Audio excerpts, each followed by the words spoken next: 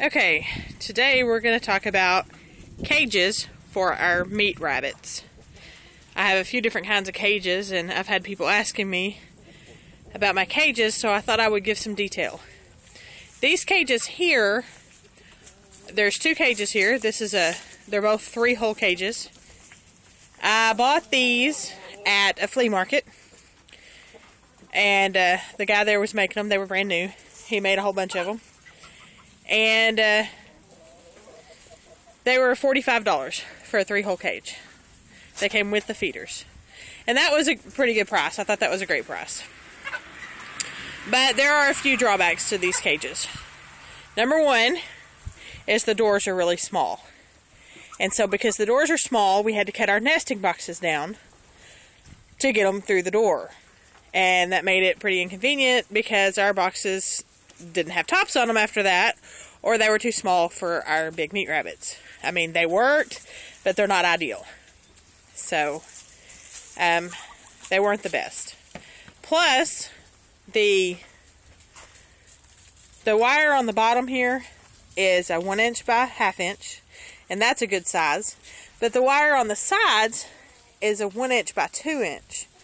And what happens is, with inexperienced moms that have their babies on the wire, I have had the babies actually crawl through this wire and wind up on the ground. I've had it happen. There's the golden boy, our free-range rabbit. Hi, golden boy. And I have had the baby rabbits crawl through this and wind up on the ground. So that's not the best for that. So these really need to have a baby saver wire up a little ways on the sides. I just haven't done that yet. So I have these, so with these two cages, and they're just chained together and stuck up on a temporary stand.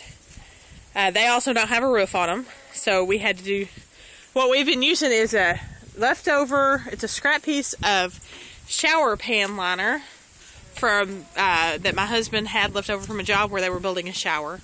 And it's fantastic stuff for this kind of thing because and I just have it folded up so you can see. It gets stiff when it's cold, and so it doesn't blow a whole lot in the wintertime. But when it's warm, it loosens up, and it does blow real easy, so the breeze can get through there. And it's waterproof, so they don't get rained on. So that's really great stuff for that. Okay, my other cages. My husband built these cages. These cages are, the structure itself is 4 foot by 8 foot. And he basically built all of this out of scrap that we had. Except for the piece of plywood on top. That's it. And the latches and hinges. That's all we had to purchase. On the front, on the doors, we have hardware mesh because that's what we had. If we were purchasing it, we wouldn't purchase that for rabbits, but since we had it, we used it. Of course, you can't use that on the floors because it'll cut up a rabbit. You can't make cages out of the hardware mesh without getting the rabbits cut up. On the floors, we have the the 1/2 inch by 1/2 inch on most of it. Some of it has the 1/2 inch by 1 inch. And in between, we have chicken wire because that's what we had. I wouldn't recommend chicken wire if you want it to last very long at all. It's fine for babies or for rabbits that get along just fine. But if you have bucks that want to fight, or you have a buck that wants to get to a doe, it doesn't last long. Because that is what we had over here on this side. We had 2 bucks side by side. And now we have 1 big pen instead of 2 little ones. So, because they broke through. But this cage itself has, because of this, it's got 5 cages now. And one of them, the one on each end is 2 foot or 4 foot long because they go all the way through.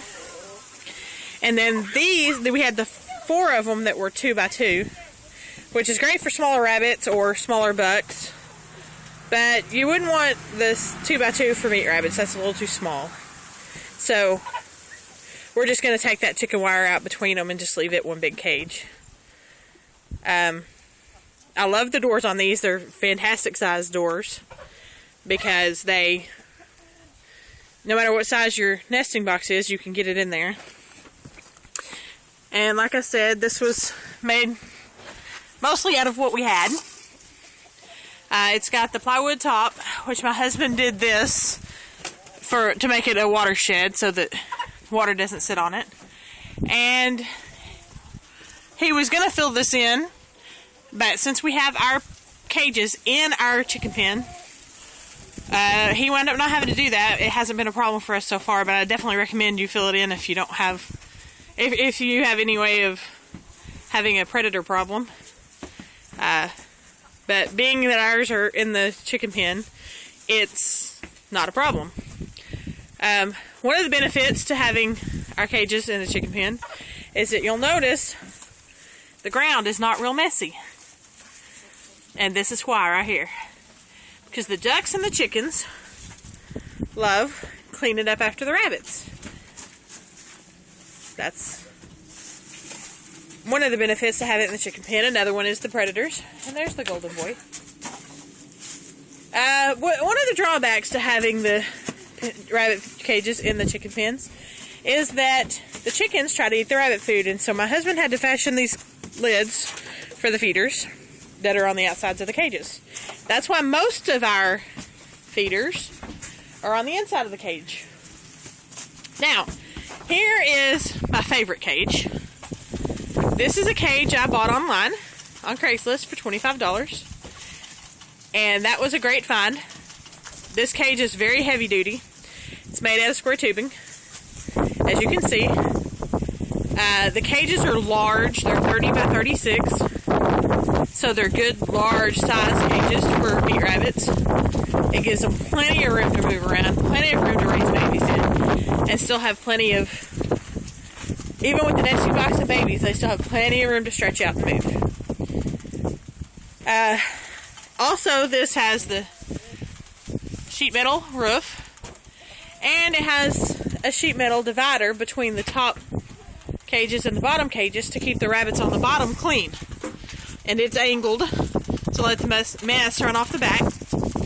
And we just take a water hose and spray it off about once a week to keep it clean. So this is a great cage. Most of our feeders, like I said, are inside the cages. It's more convenient to have the feeders on the outside. But because ours is in the chicken pen, this is the only one we have on the outside, and I still need to make a cover for it. But you'll see it's, the chickens get in there and eat it. So I need to cover that one. But so our feeders are inside the cage. But it is more convenient to have them on the outside if you don't have chickens eating them. One of the drawbacks to this cage is that it's very heavy. Another drawback is that the roof is a full 26 inches above the floor of the cage there, which makes it too high. And the reason that's a drawback is because when it's raining, the roof is so high, the rain gets up underneath it and gets the rabbits wet. So we have to have a tarp or something across the back because the roof does not protect the rabbits from the rain. Also, another drawback, which if you're going to build a cage like this,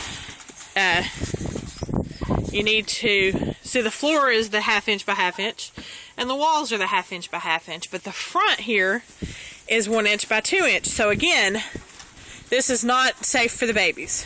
Hey there, Darby. Darby's a little jumpy. So you don't really want this front without putting some sort of baby saver wire in there. Hey, sweet girl.